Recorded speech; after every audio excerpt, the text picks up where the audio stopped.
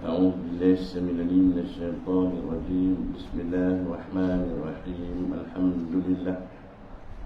الحمد لله الذي نحمده ونستعينه ونستهديه ونستغفره ونعوذ بالله من شرور أنفسنا ومن سيئات أعمالنا. من يهده الله فلا مضل له ومن يضلل فلا هادي له. والصلاة والسلام على رسول الأمين إمام المرسلين وقائد المجاهدين حبيبنا وشفيئنا وذخرنا ومولانا محمد الفاتح لما أغلق والخاتم لما سبق وعلى آله وأصحابه ومن دعا بدعوته إلى يوم الدين. اللهم صل وسلم على نور الأنوار وسير الأسرار وترياك الأغيار ومفتاح باب اليسار سيدنا ومولانا محمد المختار وآله الأطهار وأصحابه الأخيار عدد نعم الله وإفضاله. رب اشرح لي صدري ويسر لي أمري واحلل عقدة من لساني يفقه قولي. علم الإنسان ما لم يعلم. سبحانك لا علم لنا إلا ما علمتنا إنك أنت العليم الحكيم. ولا حول ولا قوة إلا بالله العلي العظيم. رب زدنا علما وارزقنا فهما برحمتك يا أرحم الراحمين. اللهم فقهنا في الدين وعلمنا تأويل أمين يا رب العالمين. أما بعد. Silakan Tuan Imam, Tuan Pengerusi, tuan-tuan pegawai ahli jawatan kuasa Surau An-Nur, Pasar 3E Bandar Serang Selatan, tuan-tuan, puan-puan, ibu ayah, abang kakak, adik-adik yang dirahmati Allah Subhanahu wa taala. Alhamdulillah, kita merafakkan setinggi-tinggi kesyukuran kehadrat Allah Subhanahu wa taala yang telah mengurniakan kepada kita nikmat yang tidak terhitung banyaknya, sehingga pada pagi yang berbahagia ini masih lagi diberi kehidupan pada kita, kesihatan, kelapangan waktu dan kekuatan untuk sama-sama kita hadir menunaikan kefarduan yang telah ditetapkan ke atas kita. Selesai kita salat subuh berjemaah, berwirid, berzikir dan berdoa, kemudian Allah Ta'ala tambahkan lagi nikmat daripada kita dengan menetapkan kita untuk terus berada dalam rumahnya ini sementara menunggu terbitnya matahari. InsyaAllah kita akan tunaikan solat sunat isyraq 2 rakaat. Ya, dalam hadis Nabi menyebut, barang siapa yang solat subuh berjamaah kemudian duduk di tempat solat berzikir mengingati Allah Subhanahu wa taala, lalu terbit matahari, lalu dia solat, maka 2 rakaat ni tadi menyamai pahala haji dan umrah yang sempurna. Jadi insyaAllah kita jaga wuduk, akan masuk waktu syuruk pukul 7.05 ke. Jadi 7.20 lah insyaAllah hadir. Terbit tu tak boleh, kita lanjut lebih kurang dalam 15 ke 17 minit insyaAllah. Jadi sebelum kita mulakan bacaan kitab kita dah sampai ke muka surat 95 ini tuan. Keagungan dan kemuliaan baginda SAW ke atas para Nabi, ya. Jadi sebelum itu kita baca umul kitab, selawat 10 kali dan tasbih insyaAllah. Bismillahirrahmanirrahim. Alhamdulillahirabbil alamin. Arrahmanirrahim. Maliki yaumiddin. Iyyaka na'budu wa iyyaka nasta'in. Ihdinas siratal mustaqim. Siratal ladzina an'amta 'alaihim ghairil maghdubi 'alaihim waladdallin. Amin. Bismillahirrahmanirrahim. Allahumma shalli 'ala sayyidina Muhammad wa 'ala alihi washabbihi wa sallim. Allahumma salli 'ala sayyidina Muhammad wa 'ala alihi washabbihi wa sallim. Allahumma salli 'ala sayyidina Muhammad wa 'ala alihi washabbihi wa sallim. Allahumma salli 'ala sayyidina Muhammad wa 'ala alihi washabbihi wa sallim. Allahumma salli 'ala sayyidina Muhammad wa 'ala alihi washabbihi wa sallim. Allahumma salli 'ala sayyidina Muhammad wa 'ala alihi washabbihi wa sallim. Allahumma salli 'ala sayyidina Muhammad wa 'ala alihi washabbihi wa sallim. اللهم صل على سيدنا محمد وعلى آله وصحبه وسلم. اللهم صل على سيدنا محمد وعلى آله وصحبه وسلم. اللهم صل على سيدنا محمد وعلى آله وصحبه وبارك وسلم. سبحان الله العظيم وبحمده سبحان الله العظيم وبحمده سبحان الله العظيم وبحمده سبحان الله وبحمده سبحان الله العظيم سبحان الله وبحمده سبحان الله العظيم سبحان الله وبحمده سبحان الله العظيم وبحمده نستغفرullah. Baik, insan di bawah tajuk ini keagungan dan kemuliaan baginda SAW ke atas para Nabi. Mana Nabi SAW ni tuan-tuan? Nabi adalah Sayyidul Mursalin, iaitu penghulu bagi sekalian Rasul. Penghulu ni tuan-tuan ketua. Walaupun baginda SAW itu akhir sekali, tapi Nabi itu yang kita baca ayat sebelumnya, Mithaq, perjanjian daripada Nabi Adam sehingga Nabi Isa alaihissalam, itulah perjanjian yang mana yang dibawa dia punya syariat oleh baginda Nabi SAW sebagai pelengkap, ya, Khatimun Nabiin. Khatim ni maksudnya kita tahu khatam, penutup, ataupun khatim ini pun dimaksudkan dengan cincin, ya. Mana cincin apa? Penghias. Kalau dia jari, cincin dia menghias lah. Jadi Nabi itu penghias, kira komplit lah. Al-yawma akmaltu lakum dinakum wa atmamtu alaikum ni'mati wa raditu lakumul Islam madinah. Jadi makna dalam Quran sebut setiap umat tu ada Rasul diutuskan. Yang terakhir Nabi SAW. Lepas Nabi ada kita? Tak ada kita, ya. Makna Nabi punya cerita ni dah diketahui daripada zaman Nabi Adam alaihissalam. Sebab tu ulama membahaskan kenapa Nabi Adam tu makan buah khuldi. Adakah Nabi Adam ni dogil atau apa? Sehingga ulama mengkaji dan mengambil kesimpulan bahawa Nabi Adam ni ilmu dia tinggi. Dia tahu bahawa di Subi ni ada keturunan yang akan dilahirkan. Yang paling penting ada Nabi akhir zaman yang akan menutup sekalian syariat yang diperintah oleh Allah SWT. Dan perkara ni hanya boleh berlaku di bumi.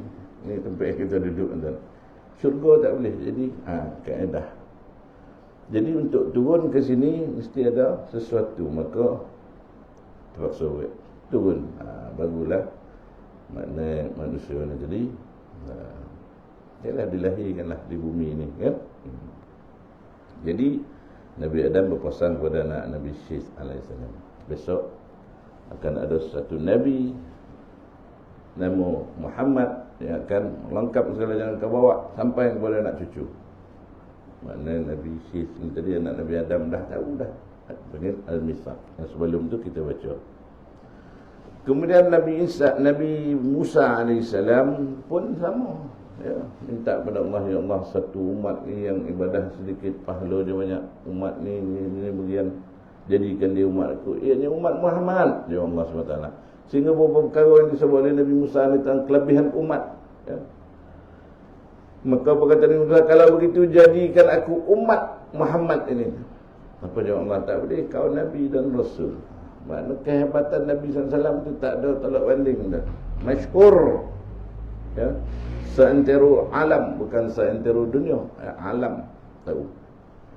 Sebab tu kita tengok, kalau peristiwa Isra wal Mi'raj, penjaga-penjaga langit akan bertanya kepada Sayyidina Jibril bila diketuk pintu.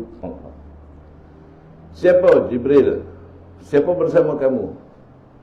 Sebut Nabi SAW. Adakah telah utus? Ya, masuk. Makna penjaga langit pernah tahu bahawa akan ada Nabi akhir zaman yang akan diangkat menjadi Rasul, penutup sekalian Nabi. Masyhur, penduduk langit semua tahu. Begitu juga di syurga. Nak masuk syurga, siapa ini? Nabi SAW. Betul. Selagi tuan tak masuk, orang lain tak boleh masuk, silakan. Makna penjaga syurga pun tahu. Maklum, masyhur. Jadi kalau kita umat Nabi SAW tak apa nak faham tentang Nabi ni, tuan, malu dah kita, ya. Makna Nabi SAW segala haiwan, binatang pun tahu. Sebab tu ulama membahaskan dalam peristiwa Sayyidina Abu Bakar disengat oleh ular ataupun kalajengking yang berbisa dalam Gua Thur tadi ketika peristiwa hijrah.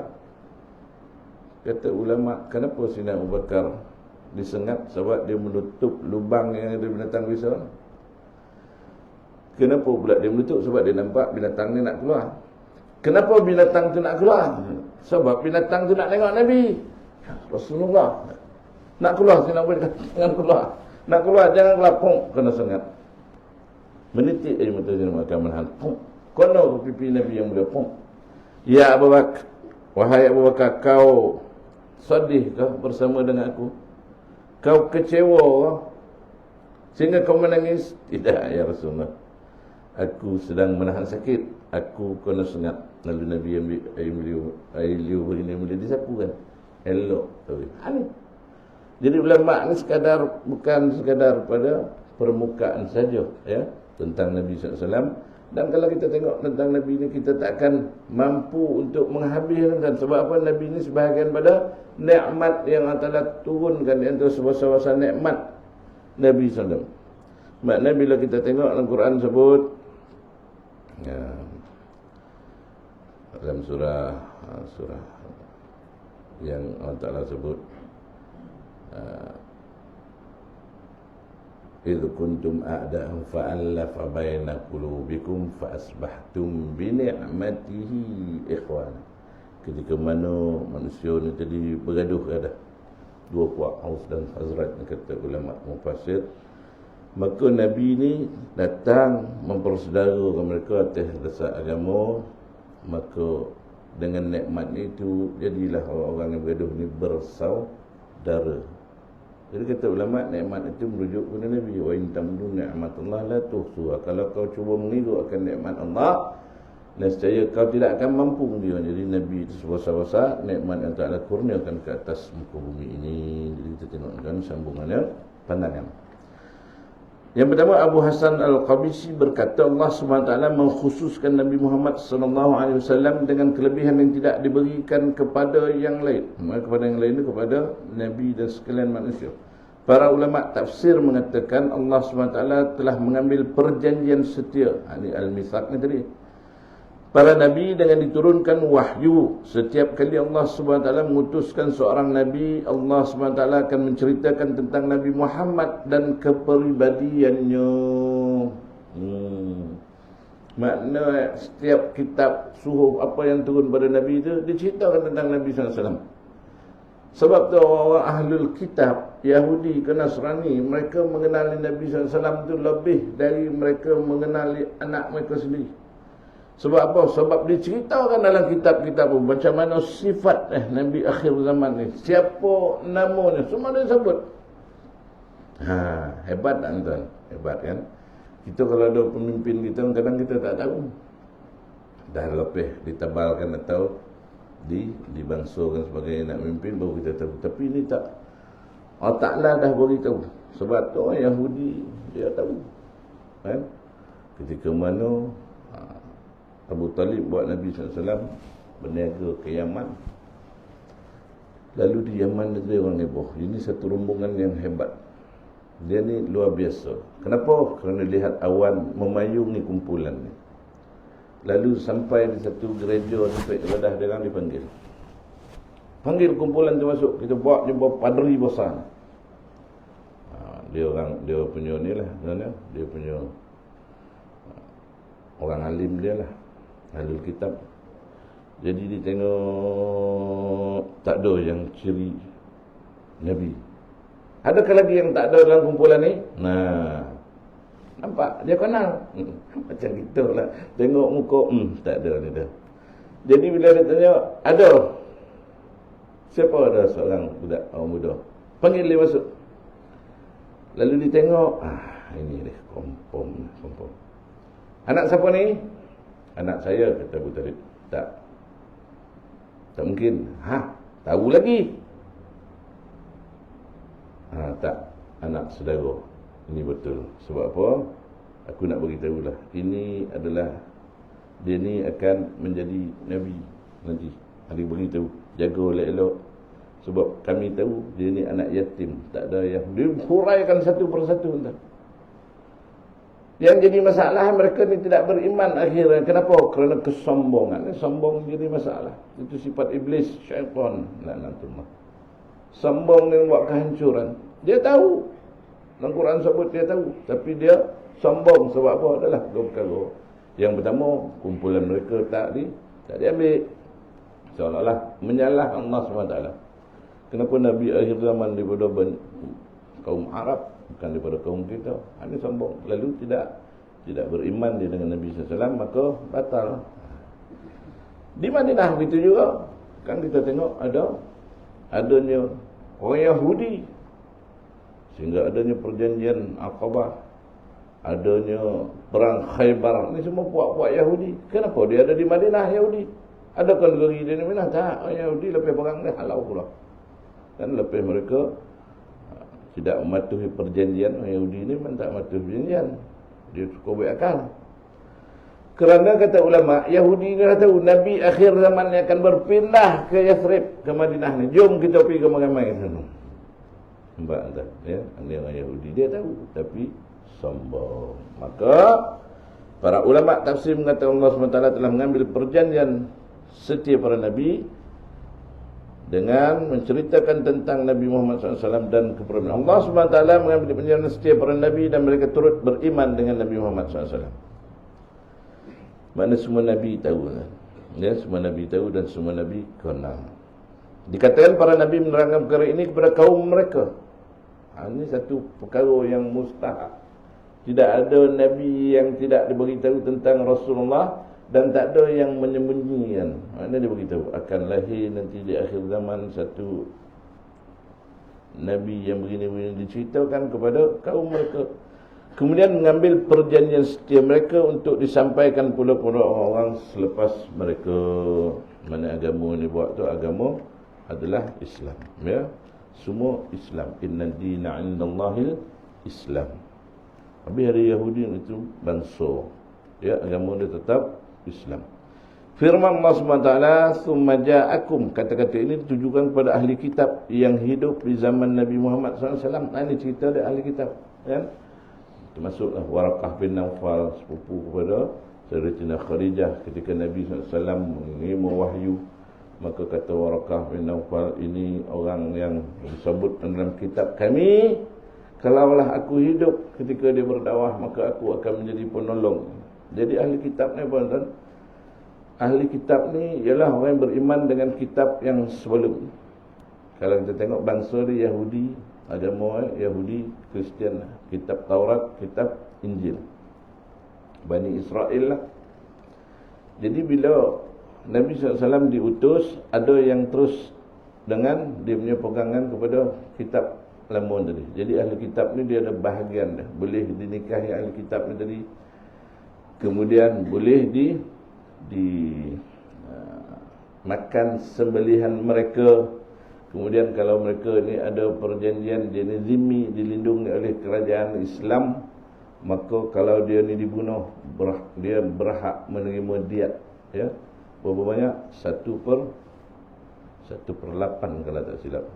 Maknanya walaupun dia bukan Islam yang kita, maknanya yang kita ikut Nabi SAW, dia mengikut Nabi sebelumnya, dia pun berhak mendapat perlindungan dan kemuliaan. Sekarang ada ahli kitab tidak? Tak ada, sebab kitab tu dah diubah-ubah. Dan dia kufur, orang-orang dia kufur. Kenapa dia kufur? Sebab dia tidak beriman dengan Nabi SAW. Dia tak mengaku. Sebab tak mengaku, sebab dia sombong. Macam kita lah. Kalau kita tak ngam dengan kita punya kontak, kita tak aku orang tu. Dia dah dilantik jadi ketua, kita tak mengaku. Peduli apa? Sebab apa tu? Tak ngam dengan kita. Itu sifat manusia. Kan? Jadi ulil amri ni macam mana? Ulil amri ni ialah orang yang dilantik di kalangan manusia untuk menjadi pemimpin, dan mereka menegakkan hukum Allah di dalam pemerintahan. Itu yang sebetulnya lah. Tapi kita pernah tengok juga, ya. Contoh dia macam kita tengok kalau hudud begini, kemudian ada ta'zir nama dia, itu hukumah. Maksud dia pemerintah boleh menghukum. Ada beberapa perkara yang dikenakan ta'zir, iaitu denda. Dalam bab qisas, dalam Quran sebut mata dengan mata, hidung dengan hidung. Ada beberapa perkara yang tak boleh dikisas, dia kena didenda. Contohnya patah. Kita patah tangan orang. Orang tu tak boleh patah tangan kita. Sebab patah tu, fracture tu, dia beza sifat dia. Boleh jadi patah 2 cm. Kalau kita patah tangan orang tu mungkin 5 cm. Jadi dia tak ngam. Maka dalam hal ini ulama cakap bayar denda. Ataupun dilukakan, dia dah terluka, kedalaman dia berapa cm. Kan kita pergi cucuk pula pisau kita sama atau tidak semua, jadi mungkin tak setara, bayar denda. Itu hukumah, makna dia ada pemerintah punya ni pula. Yang kita langsam cakap tak adil ya, itu kita kena mengajilah ya. Yang kedua, Sayyidina Ali bin Abi Talib radhiyallahu anhu berkata, Allah SWT tidak pernah mengutuskan seorang Nabi pun daripada Nabi Adam AS dan Nabi-Nabi selepasnya, melainkan mereka mengambil perjanjian setia dengan Nabi Muhammad SAW. Nah, maknanya semua Nabi ini mesti tahu, dia tak ada melapor. Ya? Sebab tu ketika Nabi SAW berdakwah di Taif, ketika Adas yang duduk, Adas ni adalah Nasrani, dia menjaga kebun ni tadi. Bila dia menyantun Nabi SAW, bagi Nabi makan buah anggur, ketika nak makan Nabi baca Bismillah, Bismillahirrahmanirrahim. Kata Adas, tuan baca ni, di tempat kami ada seorang, dia orang baik, dia pun mengajar benda yang sama. Mana Bismillah itu yang paling mudah kita ingat. Dah ada dah, bukan zaman kita, bukan Nabi SAW, zaman sebelum ni pun ada. Kalau Quran sebut innahu min Sulaiman wa innahu bismillahirrahmanirrahim. Sungguhnya surat ini diutuskan oleh Sulaiman kepada Ratu Balqis. Ya, tak ada sebut Ratu Balqis, tapi ulama cakap Ratu Balqis selama. Dan dimulakan dengan Bismillahirrahmanirrahim. Maknanya besarlah dia punya ni kan. Kita ni kadang malih nak baca. Makan benda nak baca Bismillah. Baca Bismillah. Bismillahirrahmanirrahim. Bismillah. Nak buka tengok Bismillah. Nak duduk Bismillah. Barulah. Maknanya dengan nama Allah, dengan nama Allah. Kalau kita mati pun insya-Allah dalam peliharaan Allah SWT, sebab kita mulakan segala. Dan kita takkan buat benda yang tak elok kalau kita melazimi baca Bismillah. Bismillahirrahmanirrahim. Adakah orang yang tak baca Bismillah? Tak ada. Baru tak boleh buat contoh. Ini contoh yang paling simple. Dalam ni tak ada mokok, saya beranilah cakap. Mungkin di tempat lain, ya. Sebab apa? Kalau orang tu baca, dia tak mungkin nak buat. Ya, benda tu boleh jadi haram. Ada tu yang dikatakan haram pada perkara yang baik, tapi menjadi haram ketika dibuat pada perkara yang haram. Dibuat pada perkara makruh. Jadi makruh. Yang sunnah ni dibuat pada perkara yang sunnah, yang baik. Jadi amalkan. Nak tikam orang Bismillah, takkan jadi dah tikam kan, ya? Sebab dia salah ni, mana boleh baca Bismillah nak ni kan? Pakai baju Bismillahirrahmanirrahim dengan nama Allah. Lindungilah aku ya Allah, aku menutup aurat semata-mata kerana-Mu. Nak buka pintu masuk rumah Bismillah. Bagi salam, ini perkara-perkara yang nampak remeh tapi besar fadilat. Jadi makna kata Sayyidina Ali semua tahu. Ya. Sekiranya baginda SAW diutuskan dan mereka masih hidup, pasti mereka akan beriman dan menolongnya.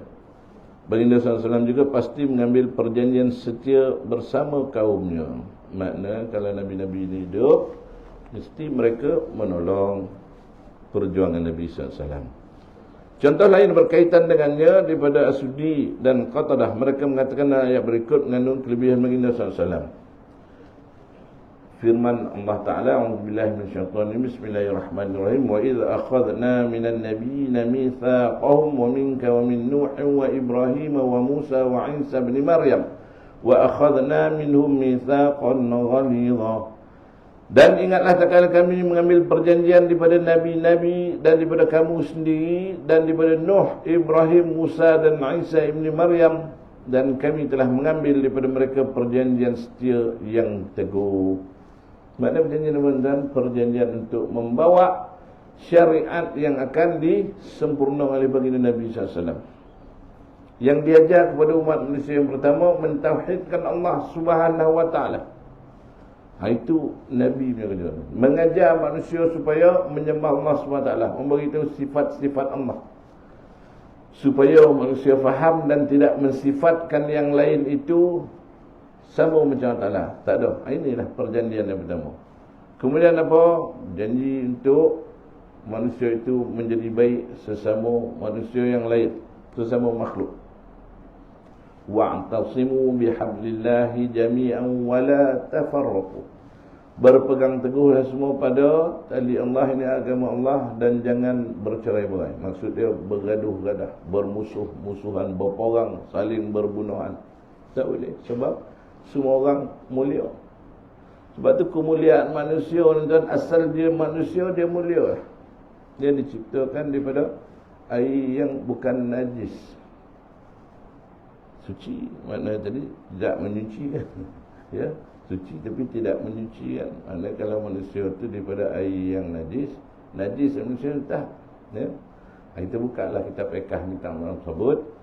Kalau buat Fiqh Nabi SAW bab cerita mani itu tadi, kikih ya, boleh buat sembahyang kalau dah kering. Macam tu cerita. Walaupun ada ulama mengatakan konolah dibasuh sebab mungkin bercampur dengan air lain, air kencing ke apa kan, sebab saluran sama. Ini cerita, tapi pokok dia itu adalah suci. Maknanya manusia itu daripada sumber yang suci. Jadi bila dia bernama manusia, dia kono dia hormati, walaupun dia bukan Islam, dia ada hak dia. Itu cerita ada bab zimmi tadi, orang yang dilindungi di bawah perjanjian. Makna dia ada mengikat perjanjian dengan kerajaan Islam. Apabila dia mati dibunuh oleh orang Islam, dia wajib dibayar diat ke atas kematian. Sehingga orang Majusi sekalipun 1/15 dia punya diat, bersama lebih kurang 800 dirham.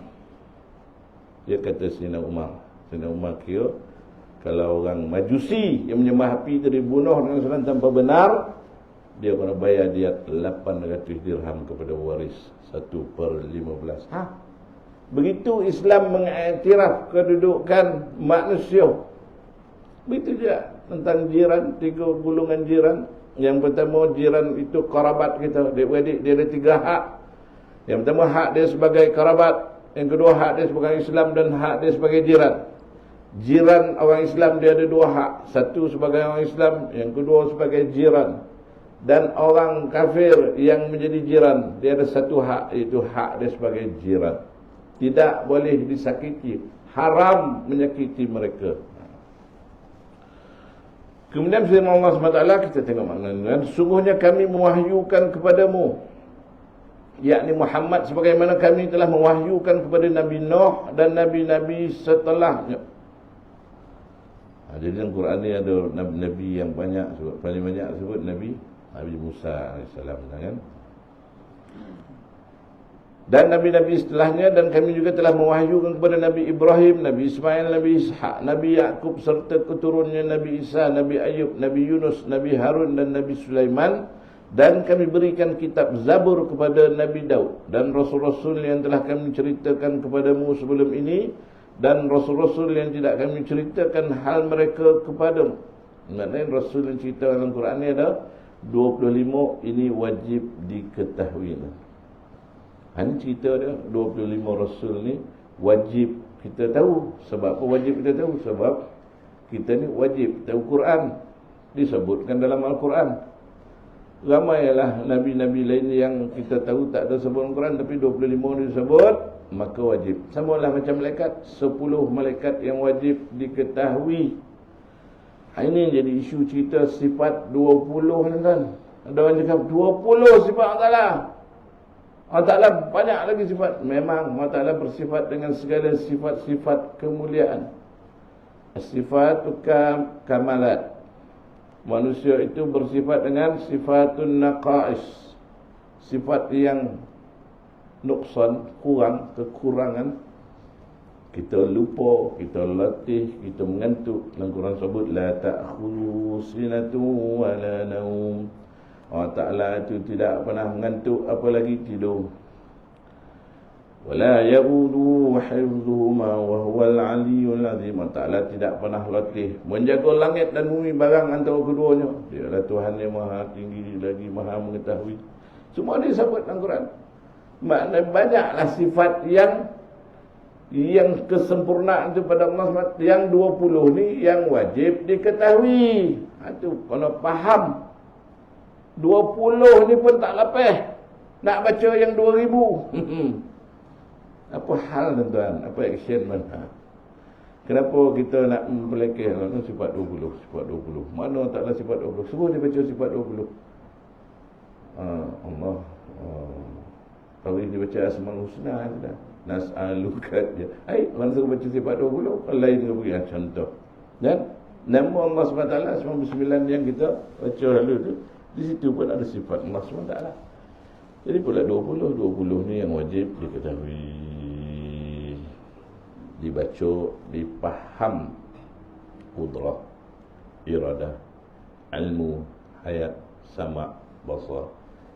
Saya makin kan, adalah saya kongsi tempat ni ceritalah arwah wan orang tua kampung. Dia sifat 20 ni ujung jari kan. Bunyi simple. Basar Allah, melihat Nabi, mata kita tu. Lepas jadi baca dalil innallaha basirun bil ibad. Contohlah, banyaklah dalil kan. Bila kita dengar, kita budak, kita sekolah agama lah. Kita cakap ini terjemahan basar, melihat dengan mata. Sebenarnya lebih jauh dari itu kan. Basar itu khas, maknanya dalam Quran sebut basar. Kan? Innallaha basirun bil ibad. Mana Ta'ala maha melihat ke atas hamba ni. Maha tuan-tuan, dia lebih daripada yang biasa. Kemudian melihat Nabi dah. Dimelayukan perkataan tu. Nabi melihat tuan-tuan bukan macam kita. Nabi nampak depan dan belakang sama. Tanyalah Ustaz, betul ke Ustaz? Ustaz tu dekat Nabi nampak depan dan belakang sama. Dari situ kita faham bahawa melihat Nabi itu tak sama macam melihat kita tuan. Itu tak kira mukjizat yang tak kurniakan kepada Nabi sallallahu alaihi wasallam. Nabi naik ke langit dan melihat Nabi itu tak sama dengan kita. Mata kita maknanya yang kita tengok ni pandangan mata kita je. Yang kita nampak warna ni apa yang ada depan kita lebih daripada kita tak nampak tu. Tapi Allah SWT memberi sifat penyayang, dia beri basirah. Basirah itu pandangan mata hati pula. Yang paling simple, kita boleh pandang rumah kita sekarang. Sebab kita ada pengetahuan tentang tuan-tuan yang nak pernah pergi Mekah, tuan-tuan nampak hotel tuan. Lepas tu turun ke Kaabah. Lepas tu pergi pasar Kromo. Lepas ada syai, ada teh dia bagi. Lepas tu ada air pancut. Lepas tu duduk dekat ramah kat tepi batu tu. Adalah untur dia buat, nampak kan. Itu basirah, maknanya memandangkan mata kita ni terhad. Itu kelebihan Allah Ta'ala beri. Ada pula orang yang dia nampak tempat yang dia tak pernah sampai. Pun ada. Dan ini kurniaan Allah Subhanahu wa taala, itu masuk ilmu rahsia. Jadi kepahaman kita tu janganlah kita jumutkan, kita hadkan. Kita cakap 20 tak ya. Maka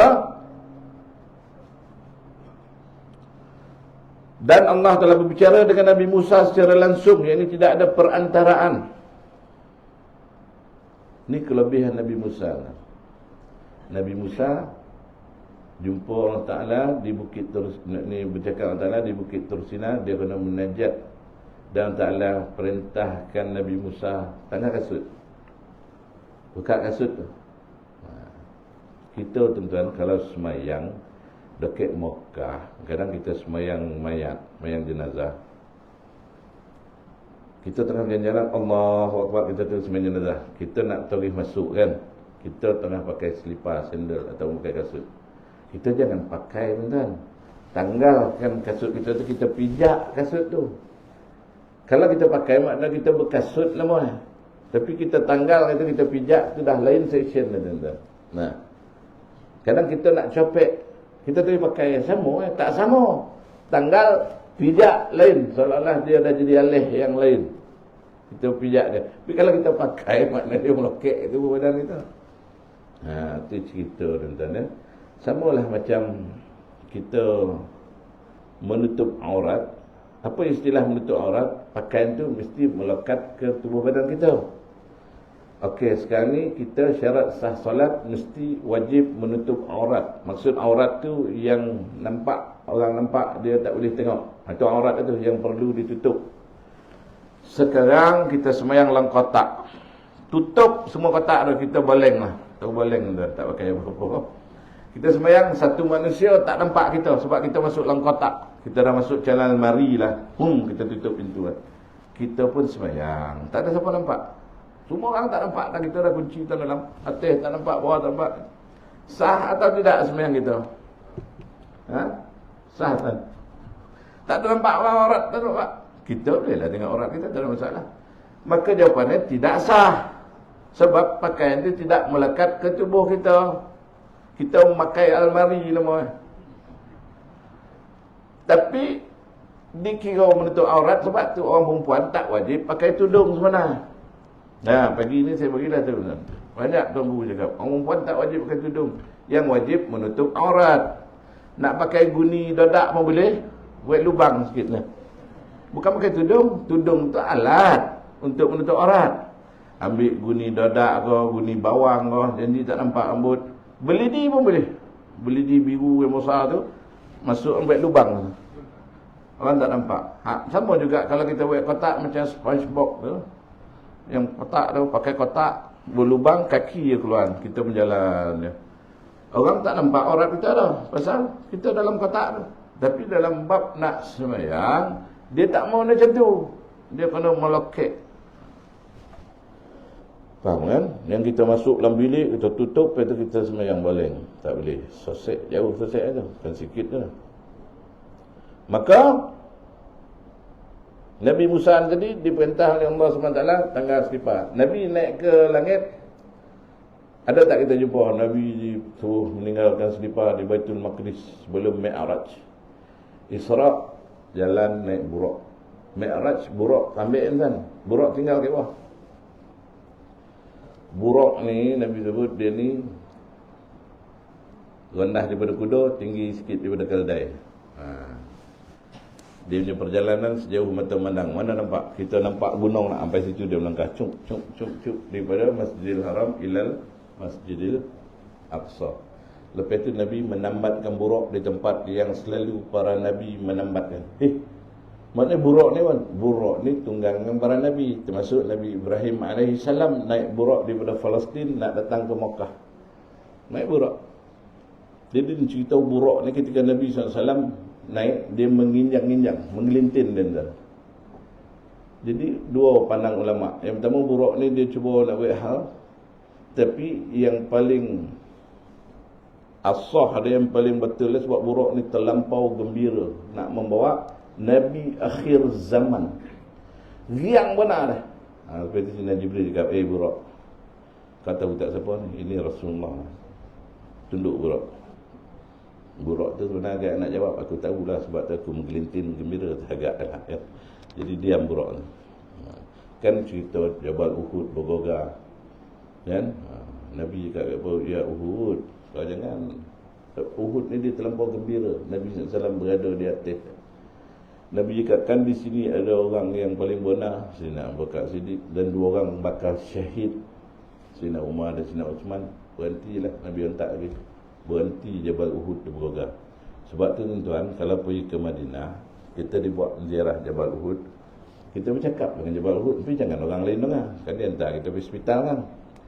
Wahai Uhud, kami tahu kau mencintai Nabi dan Nabi mencintai kau. Kaulah antara saksi hidup yang masih wujud sekarang ni. Kan? Jadi dan ni memulia engkau lah, sebab Nabi umur pernah naik atas kau semua. Cakap. Tapi cakap perlahan, jangan pukul. Oi Uhud. Sudah. Mutawib cakap, telefon. Orang. Pokoknya cik nak tiba-tiba dia. Tiba-tiba dia madat kan. Jangan. Ya. Kita nak buat sesuatu ni tuan. Nak kena hati-hati juga. Berdoa pun jangan sampai terganggu orang lain. Kan? Berdoa ni afdal dia kalau ke Mekah Madinah ni dalam bahasa kita tu afdal sebab dia menusuk. Kita boleh, kalau kita faham bahasa Arab, bolehlah kita berdoa bahasa Arab, tapi berdoa bahasa kita tu lebih menusuk. Ya Allah, tolong kita cerita, tapi jangan orang yang sebelah tu dia faham. Nanti tak ada orang lain berdoa. Ya Allah, kita cakaplah mengaku segala kesalahan kita. Orang tu berhenti dah asah jahat. Dia ni bukan kumpulan apa ni? Geng berapa ni kan? Macam solat tarawih pula, geng 08 geng 10 kan? Jadi jangan melahan, cari orang yang tak faham, seolah orang yang bangsa lain kita berdoa. Akak-akak pula kalau suami berdoa, dengar elok. Sikit Jabal Rahmah ni panjang pula doa ayah ni. Akak amin, amin, amin. Balik dapat kawan. Contoh ya. Jadi dah terlanjur tu saya nak beritahu tuan-tuan, saya nak minta ampun, minta maaf jugalah. Saya insya-Allah hari Khamis ni nak terbang ke Madinah buat umrah lah, lepas tu ke Mekah ya. Tapi yang kali ni makna lama sikit. Tahun depan saya berbalik. Tahun depan insya-Allah kalau panjang umur. 2021. Saya pergi tahun 2023, balik 2024. Setahun kan. Jadi minta ampun, minta maaf lah kalau ada salah silap ya. Kalau panjang umur kita jumpa lah lagi. Kalau pendek umur kita jumpa lah di Jannatul Firdaus al-A'la. Amin ya rabbal alamin. Kita habis muka surat ni sikit ya. Kemudian Nabi Musa tadi suruh buat dengan selipar, Rasulullah naik pakai selipar. Ini cerita Nabi Musa ni sebenarnya ulama mengkaji. Kemudian Nabi Musa nak tengok Allah Ta'ala, pengsan, bom. Rasulullah naik berulang kali. Sebab tu Nabi Musa AS dia yang akan rekomen, ya Rasulullah, bila naik 50 waktu ni tak boleh. Nabi pun naik, turun. Dapat tak? Dapat diskaun 5, jadi 45. Tak boleh. Umat kau kecil, dia tak teraya, dia malas. Umat aku umur panjang, badan besar pun tak teraya. Naik, dapat tak? Dapat diskaun 5, jadi 40. Nabi Musa tu kan suruh naik ya. Kenapa kata ulama? Sebab Nabi Musa dia nak tengok Allah Ta'ala, dia tak dapat. Jadi dia nak menengok juzuk yang menghadap Allah SWT tu pun dah hebat. Dia nak melihat mata yang melihat mata Allah Ta'ala. Kat situ dia merasa tuan. Bila Nabi tu dia tengok mata Nabi. Dapat tengok orang yang melihat Allah pun dah hebat. Kata Nabi Musa SAW. Tadi nak jadi ubat Nabi ni asal lah. Sampailah 5 waktu ni tadi, Nabi naik dah cukup. Dan pemerah Allah SWT buat 5 waktu ni dapat seperti pahala 50 waktu sembahyang fardu. Itu pun payah kita nak buat kan. Jadi itu kelebihan Nabi SAW. Banyak kan ya, kalau kita nak baca pagi ni tak sampai dah maknanya nak beritahu kelebihan Nabi. Nabi cakap man salla alayya marratan sallallahu alaihi biha asyara. Bang siapa selawat kepada aku, mengucap salam kepada Nabi SAW, Allah Ta'ala berselawat 10 kali. Maknanya buat satu untuk Nabi, Allah Ta'ala bagi 10 kali ganda. Ibarat kita ada driver kan, driver kita gaji 3,000, driver bini kita 30,000 kita bayar. Janji kau buat kat kau, jangan dia bongi. Dia kalau bangih, motherboard kalau bangih, jam, hanging semua. Faham? Faham bos. Kita bayar dia 3,000. Orang rumah kita punya driver kita bayar 30,000. Bayangkan tu. Sayang kau apa? Sayang. Jangan dia kecil hati ya. Kau siap. Mana dia nak bagi kau buat? Kau jangan turun daripada kereta, kau tidur dalam kereta. Bagi bos. 30,000 gaji. Siap toilet teman kita. Nah, jadi Nabi SAW, kita selawat sekali Allah Ta'ala bagi kita 10 di sisi Allah tu besar lah tuan ya? Tak sama dengan 10 di sisi manusia. Jadi selawatlah banyak. Jadi saya nak kongsi bagi mulia ni 3 amalan ni tuan, kalau boleh kita buat bersungguh-sungguh, esai dan tuan-tuan. Yang pertama istighfar 1000 kali. Yang paling pendek astagfirullah, astagfirullah, astagfirullah, astagfirullahalazim, rabbil firli wa li walidayya wa lil mu'minina wa astagfirullahalazim wa lil mu'minin. Buatlah beberapa cara 1000. Yang kedua selawat. Yang paling pendek selawat Jibril sallallahu alaihi Muhammad, tapi dalam tak adalah sayyidina, tambah sayyidina sallallahu alaihi sayyidina Muhammad sallallahu alaihi sayyidina Muhammad sallallahu alaihi sayyidina Muhammad. Pada buat tasbih, ya dah nak kira. Wah, macam tu berkira tak? Okey tak apa. Kalau tak nak buat tasbih, boleh. Duduk dalam bilik kan, relax, lepas minum kan, ambil jam satu, ambil tasbih satu. Kita baca astagfirullah, astagfirullah, astagfirullah. Tengok time, astagfirullah, astagfirullah, astagfirullah. Kedua boleh pun juga. Itulah kita. Mana nak zikir tak bersabar. Tengok 100 sama juga 5 minit contoh. Kalau 1000, 5 kali 2, 10 apa? 5 minit, 20 minit contoh kan. Jadi kita tahulah, bila kita tak ada tasbih, kita buat kereta, kita tengok jam. Ada orang yang tak ada jam dalam kereta. Ada jam tak boleh pakai. Kedua boleh kan tunjuk, padahal pagi-pagi betul. Betul lah, tak ada tengok jam tangan. 10 minit dapat sekian banyak, 20 minit sekian banyak. Yang ketiga tuan, qul huwallah, surah Al-Ikhlas. Dalam kitab Hidayatus Salikin fi Suluki Maslakil Muttaqin, Syekh Abdul Somad Al-Palembang, Syekh Abdul Somad Palembang, disebut dalam tu orang yang baca surah Al-Ikhlas banyak 200 kali, hari itu dia yang paling baik amalannya. Kalau nak dibanding dengan orang lain, melainkan ada orang lain yang baca sama banyak atau lebih daripada dia. Jadi kul huwallahu ahad. Tak ada sampai setahun dan kejap 200 kejap sampai setengah jam. Bismillahirrahmanirrahim. Kul huwallahu ahad, Allahu samad. Sambil kita kena letak dengan rumah tu baca, dapat 200 kali. Silap 400. Bila kita nak makan duduk dulu teh. Ada lagi tak habis ni. Yang semalam ni duit saya awak pinjam bulan lepas bila nak bayar baca bismillahirrahmanirrahim. Qul huwallahu ahad, Allahu samad, lam yalid wa lam yulad wa lam yakul lahu kufuwan ahad. Abdul Sadih nak baca dah tengah kena marah mama. Amak tak ada dalam WhatsApp. Tanat maksudnya baca bismillahirrahmanirrahim. Qul huwallahu ahad, Allahu samad, lam yalid wa lam yulad. Silap 1000 tu. Akhirnya bila dapat 1000, kita minta hari-hari kena marah. Mak kau marah ayah hari dapat rezeki banyak. Kan? Kalau tak lekor dek berburak dengan kawan, cerita kelakar, cerita sekolah tadika, boleh kan? Kita ni kan kawan ni mutiara, maknanya berharga kawan. Tapi kau hari-hari bercerita kan, tak ngam. Ya, sesekali jumpa kau dulu ingat tak kita mandi sungai, ingat yang kau pergi paluk kepala boyor, kau ingat kayu kan? Boyor tu ada lagi, saya dah mati, tapi mungkin ada kan, mungkin dah tua, cerita zaman kecil semua boleh, tapi kau hari-hari bercerita je, zikir tak buat masalah, ya, tak ada masalah, cerita lah, tapi zikir jangan lupa. Habis sikit lagi tuan. Dan Allah telah berbicara dengan Nabi Musa secara langsung. Ini tidak ada Rasul-Rasul itu sebagai membawa khabar gembira dan membawa peringatan supaya tidak ada alasan bagi manusia untuk membantah Allah sudah Rasul-Rasul itu diutus. Walikulli umatin Rasul, maknanya setiap umat itu ada Rasul yang mengenalkan Allah kepada mereka. Dan ingat Allah Maha Kuasa lagi Maha Bijaksana. Tapi Allah menjadi saksi akan kebenaran Al-Quran yang diturunkannya kepada Nabi Muhammad SAW. Allah menurunkannya dengan ilmunya dan malaikat juga turut menjadi saksi. Dan cukuplah Allah menjadi saksi akan kebenaran Al-Quran ini. Quran pun kita baca. Ya? Kalau ni bacalah Yasin. Hari-hari baca Yasin. Ya. Pagi ke, tengah hari ke, tak kisahlah bila sampai baca. Ya, kalau ada surah lain yang macam Kahfi, Jumaat, baca. Jadi kita berhenti muka surat 97 tu. Sekali lagi saya minta ampun dan maaf yang baik kepada Allah SWT, yang salah dan silap daripada kelemahan dan kebodohan diri saya sendiri. Macam itulah tuan-tuan, sekali lagi saya nak beritahu, perjalanan ni jauh 8 jam kan? Dia bukan 8 jam ni, memang jauh perjalanan ni.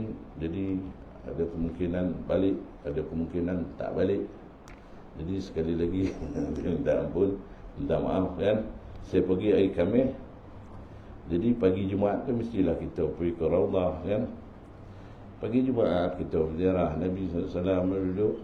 Tiba-tiba datanglah Malakul Maut. Hai Zul, aku malaikat maut, nak menjalankan tugas, silakan. Saya kena cakap macam tu. Sebab di tempat yang mulia kan, di sisi Nabi SAW takkan kita cakap malaikat nantilah dulu. Tak apa, jalan lah. Faham? Jadi tuan-tuan dengar, Inna Ustaz Zul dah tak ada. Ketika dalam Raudah, habis dia mengaji, dia dah selawat apa tu, masih cantik skrip kan. Kalau nak buat skrip kau nak racik cantik.